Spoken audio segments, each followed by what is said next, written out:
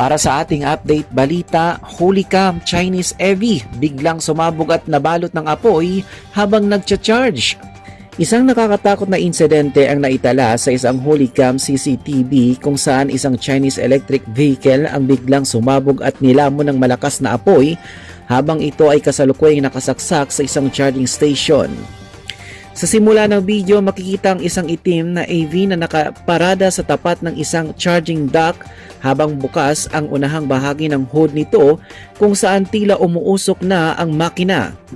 Ilang sandali pa, isang matinding pagsabog ang biglang nagmula sa ilalim at gitnang bahagi ng sasakyan na nagunsod ng malaking bola ng apoy.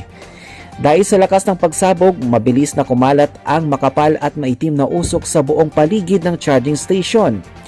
Mapapansin din sa video ang mabilis na pagtakbo at pag-atras ng ilang mga individual na malapit sa lugar upang mailigtas ang kanilang mga sarili mula sa lumalaking apoy. Wala pang inilabas na opisyal na pahayag ang kumpanya ng sasakyan o pamunuan ng charging station hinggil sa naging sanhi ng pagsabog, ngunit hinala ng ilang eksperto sa mga ganitong insidente na maaring nagkaroon ng seryosong problema sa thermal runaway o depekto sa lithium battery ng EV habang ito ay sumasailalim sa fast charging.